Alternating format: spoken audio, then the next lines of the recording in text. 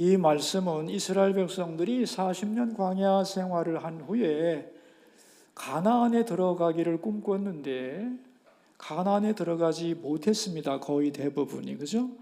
그 이유가 뭔가를 말씀하면서 광야 같은 세상에서 어떻게 우리가 하나님의 인도하심에 대한 자세를 가져야 할 것인가를 가르치는 지혜의 시편입니다.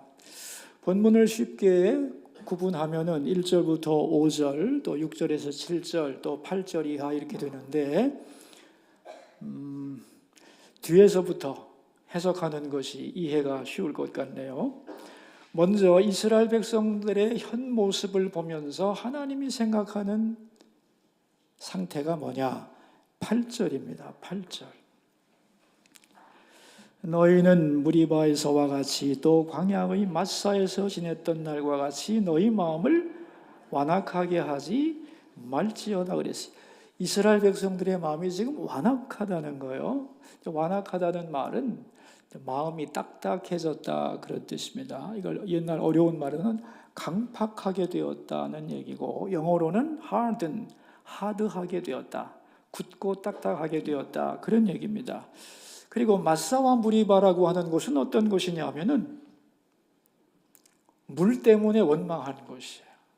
광야에서 목이 말라서 견디기 힘들 때 이 두 곳에서 하나님께 원망한 곳이 바로 마사와 무리바입니다. 그렇겠죠. 사막에서 물이 없으니 얼마나 힘들고 목마르고 답답하고 무서웠겠어요. 그죠? 그런데 막막하고 목마르면 목마른 거지 왜 거기서 완악해지느냐 하는 거예요. 여러분, 사람이 완악해지는 가장 간단한 방법은 자기중심적이 되는 겁니다. 내 인생 지금까지 내 힘으로 살아왔다, 나를 중심으로 인생을 생각하면 마음에 자부심이 생기면서 딱딱해집니다. 예를 들면 자기중심적으로 생각하게 되고 말하게 되고 행동하기 때문이죠. 그런데 세상을 보면 내가 중심은 아니거든요. 나보다 세상은 훨씬 큰 것이지요. 내 생각이 다는 아닙니다. 반대로 지금까지 나는 내 힘으로 산 것이 아니다, 하나님의 도우심이 없었으면 오늘의 나는 결코 있을 수 없다, 이렇게 하나님 중심으로 생각하게 되면 감사하게 되고 믿어지게 되고 충만하게 되고 마음이 부드러워진다 그런 말이에요.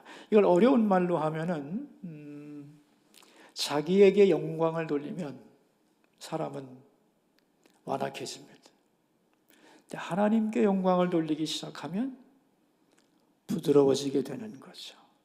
지금까지 지내온 것 주의 크신 은혜라 하다 보면 내 삶의 지금까지의 여정이 하나님 은혜였음을 알게 되면서 내 마음에 은혜가 흐르면서 부드러워지는 거죠. 그러니까 찬양하면 부드러워지고, 그죠? 찬양 안 하면 인간은 쉽게 완악해질 수 있는 존재인 거죠. 자, 그런데 지금 그 이스라엘 백성들이 살아온 과정을 보면은 어떻게 살아왔느냐는 거예요. 자, 여러분, 출애굽을 했잖아요. 애굽에서 해방될 수 없는 절대 불가능한 존재가 탈출에 성공했잖아요. 하나님의 절대적인 은혜로, 그죠? 그리고 하나님이 그 광야 길을 누가 알겠어요? 불기둥과 구름기둥으로 인도를 해주시고, 그리고 홍해를 만났는데 그 누가 건너가겠어요? 하나님이 바다를 건너서 건너가게 하시고, 또 수많은 우물과 만나와 메추라기로 먹이시고, 전쟁을 만났을 때 이기게 하시고, 이게 다 자기 힘이냐 이거예요? 전혀 아니죠. 전혀 아닙니다. 하루라도 하나님이 도와주시지 않으면 절대 살 수 없는 곳, 하루하루가 기적이 되는 곳, 거기서 40년을 살아왔다는 거죠. 그런데 거기서 내중심적으로 인생을 생각해 있을 수 없는 일이죠. 자, 우리 9절 말씀을 봅시다. 9절 말씀. 그때에 너희 조상들이 내가 행한 일을 보고서도 나를 시험하고 조사하였도다. 하나님이 함께 하시고, 그죠? 돌보시고 은혜와 능력으로 이끌어 주셨음을 보면서도 하나님을 어떻게 했대요? 어떻게 돼요?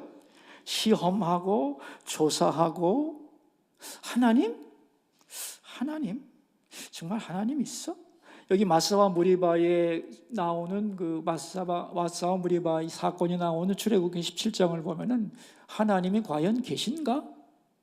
하나님이 물을 주실 능력이 있는가? 두 가지를 의심해요. 하나님의 존재를 의심하고 두 번째 하나님의 능력. 이 목마른 것에서 하나님이 우리에게 물을 마실 수 있겠느냐? 마시게 할 수 있겠느냐? 그렇게 의심을 합니다. 그러니까 하나님의 은혜로 매일매일 살면서 마음이 점점 자기만 생각하다 보니까 굳어지고 완악해졌다 이거예요. 자, 10절 말씀. 내가 40년 동안 그 세대로 말미암아 근심하여 이르기를 그들은 마음이 미혹된 백성이라 내 길을 알지 못한다 하였노라. 이걸 몇 년 동안 했느냐? 하루 이틀이 아니에요. 40년 동안이나. 그러니까 처음에는 철이 없어서 아이고 쟤들이 좀 몰라서 그런가 보다 하고 봐줬는데 1년이 가고 2년이 가고 나면은 좀 변할 줄 알았는데 40년 동안 똑같더라는 거죠. 하나도 안 변했다는 거예요. 그걸 보면서 하나님이 어떻게 했대요? 하나님이 근심하여 이르기를 그랬어요. 하나님이 근심했습니다.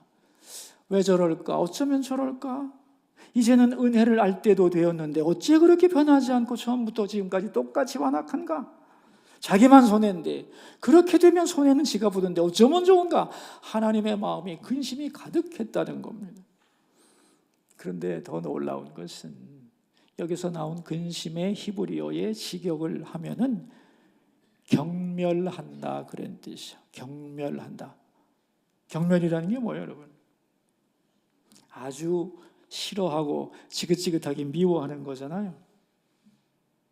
하나님이 사랑으로 인도하면서 점점 그들이 싫어졌다는 거예요. 그리고 경멸하게 됐다는 거예요. 왜? 마음이 미혹되었기 때문에. 처음에는 마음이 미혹이 안 됐어요. 처음에는 뭐 했어요? 완악해졌어요. 근데 완악이 오래가면 미혹으로 발전하게 됩니다. 여러분, 미혹이라는 말이 무슨 말이에요? 뭔가에 씌었다는 거예요. 진짜를 못 보고 헛개비를 보는 게 미혹입니다, 여러분. 근데 미혹이 되면 어떻게 되느냐? 처음에는 완고한 생각을 했는데 하나님을 의심했는데 이제는 미혹되면은 자기 스스로의 생각에 자기가 속아 넘어가는 거예요. 이 미혹이라고 하는 건 뭐냐면 볼 건 봤어요. 그런데 잘못 본 거예요. 그럼 뭘 봐야 되는데 뭘 봤느냐? 하나님 자신을 봐야 되는데 하나님이 베푸는 기적만 본 거예요. 여러분, 하나님이 기적을 왜 베풀어 주셨겠어요? 이 기적을 통해서 살아계신 하나님을 바라보고 어떤 환경 속에서도 낙담하거나 두려워하지 말고 하나님을 신실하게 믿고 의지하라고 기적을 보여준 거죠. 그죠? 그렇잖아요. 그럼 뭘 봐야 되는 거예요? 기적 속에서.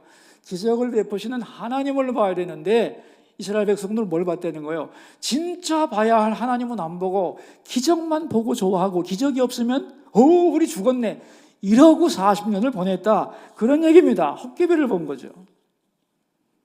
그리고 그 기적이 없을 때는 왜 기적을 안 주느냐? 하나님을 통하여 기적만 자꾸 바라고 있었던 거죠. 그죠? 그러니까 하나님을 이용해서 기적이 있기만을 바랬지 기적을 통하여 하나님을 보고 그 하나님과의 인격적인 관계를 통한 행복, 그 진정한 하나님의 마음을 몰랐다는 거예요. 그러니까 기적을 보면서 하나님께 마음을 주지 않고 하나님은 아예 없고 그 기적을 얻기 위해서 하나님을 불러대고 이용하고 안 준다고 원망하는 이것이 완악이라는 거예요. 그리고 완악하다 보니까 결국은 마음이 미혹돼서 스스로 속아버렸어요. 자, 그래서 그 결과가 뭐냐? 11절. 그러므로 내가 노하여 맹세하기를 그들은 내 안식에 들어오지 못하리라 하였도다. 여기에 대하여 하나님은 어떻게 하셨어요? 노하여 진노합니다. 어째 그 모양이냐? 아무리 봐도 너희들은 안식에 들어가지 못하겠다. 그래서 그들을 광야에서 다 쓰러지게 했다는 거. 이게 이스라엘 역사다. 그런 얘기입니다. 그러니까 우리의 인생이라고 하는 것이 광야 생활 아니에요? 하늘나라를 향하여 가는 광야 생활인데 이 광야 생활에서 이스라엘 백성들이 보여준 모습을 우리들도 똑같이 보이며 살아갈 수 있기 때문에 절대로 이런 삶을 살아서는 안 된다고 가르치고 있는 본문인 거죠. 자, 그렇다면 여러분, 어떻게 해야 하나님이 우리를 향하여 근심하고 경멸하는 것을 바꿀 수 있느냐는 거예요. 그게 너무너무 중요한 거죠. 2절 말씀. 우리가 감사함으로 그 앞에 나가며 시를 지어 즐거이 그를 노래하자 그랬어요. 어떻게 하면 우리를 향한 하나님의 근심이 우리를 향한 하나님의 기쁨이 되고, 하나님이 우리를 뭐 저런 것들이 다 있어 라고 하는 경멸이 아니고, 하나님이 너 참 귀하구나, 그렇게 하나님의 마음이 우리를 향하여 바뀌게 하려면 우리가 뭐 해야 된다고요? 뭐 해야 된다고 그랬어요? 감사해야 된다는 거예요. 감사. 근데 여러분, 감사는 언제 나오는 거냐면은 받아들일 때 나오는 거예요. 받아들일 때. 수용할 때 감사가 있는 거예요. 하나님의 인도하심을 인정할 때 감사가 나오는 거예요. 내가 지금 목마른 상황이거든. 물이 봐, 마사, 목말라 힘들어 죽겠는데, 목이 마르는데, 뭐 광야에서만 목마른 게 아니죠. 우리의 인생 자체가 목마르잖아요. 우리의 삶에 어떤 것이 목마른데 빨리 이 꼬인 물이 좀 문제가 좀 풀어져야 되는데, 내 자녀가 좀 잘 돼야 되는데, 어려운 일이 많은데, 이거 다 목마름 아니에요. 이 목마름 하나님이 좀 빨리 해결해 주시면 좋겠는데, 그런 마음이 우리 가운데 왜 없겠어요? 그런데 문제는 이것도, 이 목마른 상황도 하나님의 인도하심 속에 있는 사건이라는 거예요. 그죠? 이렇게 감사함으로 받아들일 때 하나님이 너 참 귀하구나, 참 귀하다. 아직 내 마음을 다 모를 텐데 사실 이 어려움도 나는 깊은 뜻과 사랑을 가지고 이끌어가는 과정인데 다 이해가 안 되는데도 불구하고 하나님이 지금까지 인도해 주시는데 이 길을 인도해 주시지 않겠는가 하고 믿고 감사함으로 받아들이면 참 귀하다, 그렇게 여겨 주신다는 거예요. 전에 제가 어릴 때, 우리 아이들 어릴 때 외국에 나갔을 때 그 길을 걸어가는데 우리 아이가 갑자기 야 저기 우리나라 차 간다, 우리나라 차 간다, 와 저 사람 참 착하다, 뭐 이러는 거예요. 되게 좋아하더라고요. 그래서 제가 너도 한국 사람이구나 그런 생각을 했어요. 여러분, 우리나라 차가 외국의 거리를 질주하는 걸 보면 기분 좋아 나빠요? 기분 좋죠? 아니 그 차하고 나하고 무슨 상관이야? 또 어떤 사람이 옷을 입었는데 여기에 큰 커다란 태극기가 하나 있는 거예요. 근데 걸어가다 다시 봤어요. 그리고 그 사람이 이뻐 보이는 거야. 여러분도 그렇겠죠, 그죠? 응? 왜 그렇죠? 왜 그래요? 나하고 연관성이 있기 때문에 그래요. 내가 만든 건 아니지만, 내가 이익 보는 건 아니지만, 대한민국에서 만들었다는 그 사실 하나만으로도 대한민국 사람은 연결점을 느끼며 기뻐하게 되죠. 그죠? 그래요, 안 그래요? 그런데 나의 상황을 누가 만들었느냐 이거예요. 하나님이 만들었어요. 그것도 나를 사랑해서 깊은 뜻이 있어서, 그래서 그것을 열린 마음으로 받아들이면 그 마음을 보면서 나도 마음이 열리고 사랑스러워지고 그 사람을 기뻐하게 되고 고맙게 되는 거예요. 지금은 어렵지만 하나님께는 다 뜻이 있을 거야. 지금 내 상황은 내가 원하는 상황은 아니지만 힘들고 목마르지만 이 과정 속에서도 불평하지 않고 목마른데 하나님이 죽이시겠어 여기까지 데려오셨는데 물 공급해 주시겠지, 하나님께는 방법이 있겠지, 그렇게 믿고 감사하며 순종하고 따라가면 하나님이 야, 너 믿음 참 귀하다 하고 우리를 존귀히 여긴다는 거예요, 여러분.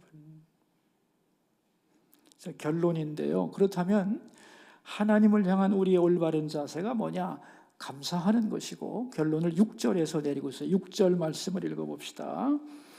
오라 우리가 굽혀 경배하며 우리를 지으신 여호와 앞에 무릎을 꿇자 그랬어요. 굽혀 경배하며 무릎을 꿇자. 그러니까 하나님에 대하여 뭐 조사하고 시험하고 테스트하고 있나 없나 이런 말 하지 말고 하나님 앞에 어떻게 하세요? 나와서 무릎을 딱 꿇자. 무릎을 꿇는다는 말은 뭐예요? 하나님의 말씀을 듣고 따르겠습니다라는 자세를 말하는 거죠. 말씀만 하시면 제가 순종하겠습니다 하고 하나님 앞에 자기 마음을 내려놓는 자세. 하나님이 그걸 원하신다는 거예요. 전에 그 예수전도단 지도자 한 분을 만나가지고 얘기를 하다가 요즘 예수전도단 제일 힘든 게 뭐예요? 그랬더니만 그분이 가만히 있다가 이런 얘기를 하세요. 제자 훈련은 많이 받는데 그렇게 살아가는 사람이 적어지는 거죠. 제자 훈련의 내용과 기법은 더 풍성해졌는데 삶이 안 바뀌는 겁니다. 2, 3년 동안 제자 훈련 코스를 잘 받고 나서 하나님 앞에 무릎을 꿇지 않는데 그게 제자 훈련이 무슨 소용이 있습니까? 하나님 앞에 무릎을 꿇는 마음이 없으면 제자 훈련 소용없는 건데 어떻게 하면 좋을지 모르겠다. 그런 얘기를 하시더만요. 교회라고 뭐 다르겠습니까? 하나님 앞에 무릎을 꿇는 마음, 그 마음이 필요한 거죠. 중국의 영적 지도자인 워치만리라고 하는 분이 쓴 좌행참이라고 하는 책이 있어요. 얄팍한 책인데 참 중요한 책입니다. 좌행참, 앉을 좌, 걸을 행, 멈출 참입니다. 이게 무슨 소리냐면은 가라 하면 가고, 멈추라 하면 멈추고, 앉으라 하면 앉는다는 거예요. 하나님이 가라 그러면 네 가고, 앉아라 그러면 앉고, 일어서라 그러면 일어선다는 거예요. 그리고 그 후에 이런 말을 합니다. 이런 훈련이 없는 모든 훈련은 요란함과 교만함을 낳고 자기 의에 빠지게 한다. 무릎 꿇는 좌행참, 하나님이 가라고 하는 대로 가고 멈추라고 하는 거기에 순종이 없는 모든 훈련은 교만함과 요란함과 자기 의에 빠지게 하는 거다 그랬어요. 그래서 여러분, 우리가 신앙 좋은 사람 되고 싶죠, 그죠? 이왕 믿었으니까 잘 믿어야 될 거 아니에요. 하나님 앞에서 멸시받으면 안 되고 너 가나안 땅에 못 온다 그럼 어떡하겠어요? 그럼 올바른 신앙의 자세는 뭐냐? 오늘 설교 제목입니다. 같이 한번 읽어볼까요? 그 음성 듣기를 원하노라. 하나님의 음성을 들으라는 거예요. 근데 여기서 음성이라고 하는 것은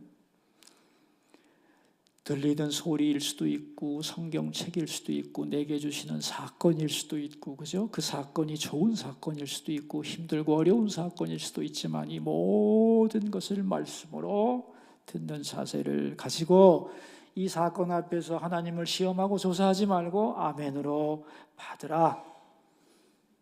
왜냐하면 7절 말씀, 7절. 그는 우리의 하나님이시요 우리는 그가 기르시는 백성이며 그의 손이 돌보시는 양이기 때문이라. 우리가 뭐이기 때문에? 예? 우리가 누구이기 때문에?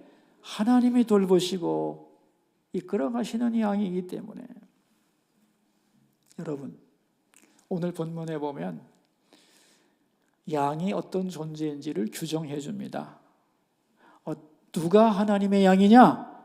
나는 하나님의 양이야. 아무리 소리 지른다고 양이 되는 게 아니야.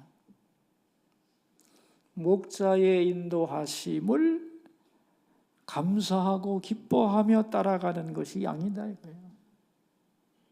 목말라요. 물이 부족해요. 물 좀 마시면 좋겠는데 왜 이런 길로 온 거지?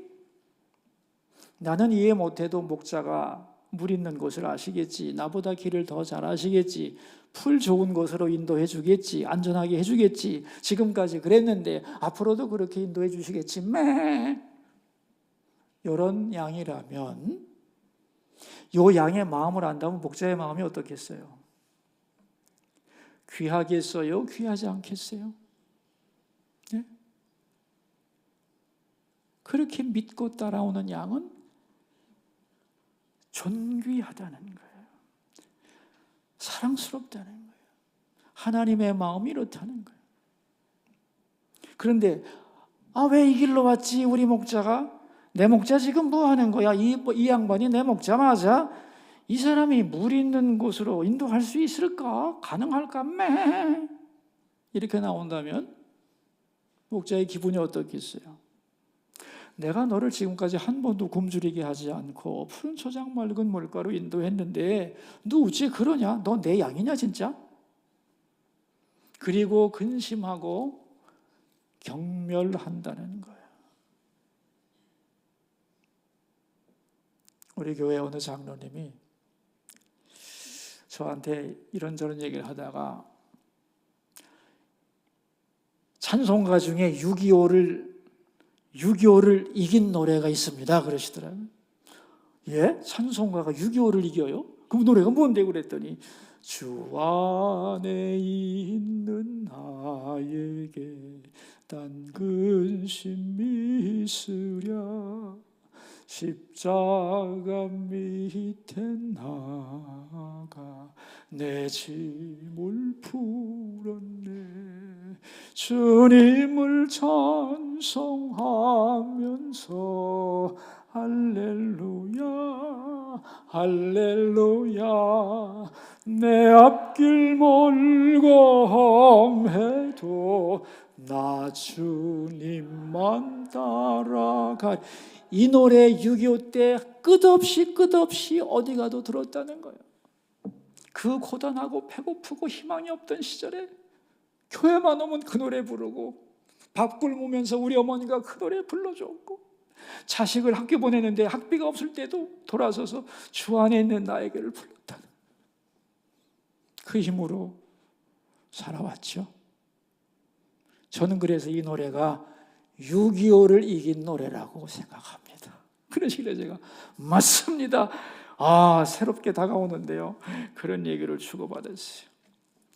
여러분, 우리가 광야 같은 인생을 살다 보면 맞사와 무리바 같은 목마르고 힘든 시간이 있지만 그때마다 하나님이 계신가? 과연 나의 이 어려움을 하나님이 해결해 주실 수 있는 능력이 있을까? 이렇게 시험하고 조사하고 의심하고 원망하고 그런 마음을 다 버리고 사건으로 주신 하나님의 음성을 듣고 감사하며 따라가는 양이 되기를 주님이 너 참 귀하다 하시는 그 은혜 가운데 우리가 살아갈 수 있기를 축원합니다. 우리 함께 기도합시다. 기도 제목입니다. 목마르고 힘들고 어려울 때에 이스라엘 사람들은 완악해져서 그 속에 담긴 하나님의 뜻을 모르고 자기 현실만 바라보며 불평하고 의심하고 미혹되었습니다. 그래서 안식에 들어가지 못한 실패의 인생을 살았는데 이 시대의 성도들인 우리가 절대로 그 길을 따라가지 않게 하시고 하나님 음성을 듣고 감사히 받고 순종하는 하나님의 양들이 되게 하옵소서 기도하시고 내일부터 우리 고등부와 유년부 겨울 수련회와 성경학교가 있겠습니다. 위에서 기도해 주시고 이 예배 후에 공동의회가 있을 텐데 주께서 주관해 주셔서 교회의 덕이 되고 하나님께 영광 되게 하옵소서. 세 가지 기도 제목이네요. 우리 함께 소리내서 기도합시다. 하나님 아버지, 이스라엘 백성들의 40년 광야의 실패 이유가 뭔가를 분석하면서 우리가 하나님의 인도하심을 광야 같은 세상에서 어떻게 여기고 따라가야 되는가에 대한 말씀을 나누었습니다. 목마르고 힘들 때 하나님을 바라봐야 되는데 현실만 바라보며 낙담하고 불평하고 원망하는 우리의 연약함을 다 용서해 주시고 미혹되지 않도록 완악해지지 않고 미혹되지 않도록 감사하며 하나님 앞에 무릎을 꿇을 수 있도록 우리가 진정한 하나님의 양들이 될 수 있도록 은혜 위에 은혜 되게 해주시기를 간구합니다. 하나님, 어둠 속에서도, 연약함 속에서도, 고통 속에서도 승리하고 믿음으로 주님의 인도를 따라가는 행복한 양떼들, 하나님이 존귀히 여겨주시는 성도들이 다 되게 해 주옵소서. 내일부터 우리 고등부, 유년부, 겨울 수련회와 성경학교가 있습니다. 하나님께서 함께 하셔서 참여한 모든 우리 어린이들 돌보아 주시고 수고하는 교사들과 교육자에게 함께 해주셔서 은혜의 잔치가 되고 주께서 그들을 만나주시고 그들에게 주님의 형상을 새겨주시는 아름답고 소중한 시간이 될 수 있도록 붙잡아 주시기를 원합니다. 그리고 예배 후에 공동회의가 있겠사오니 하나님 함께 해주셔서 주님이 주관해 주시고 은혜 가운데 잘 마치도록 주께서 붙들어 주시고 영광 받으시옵소서.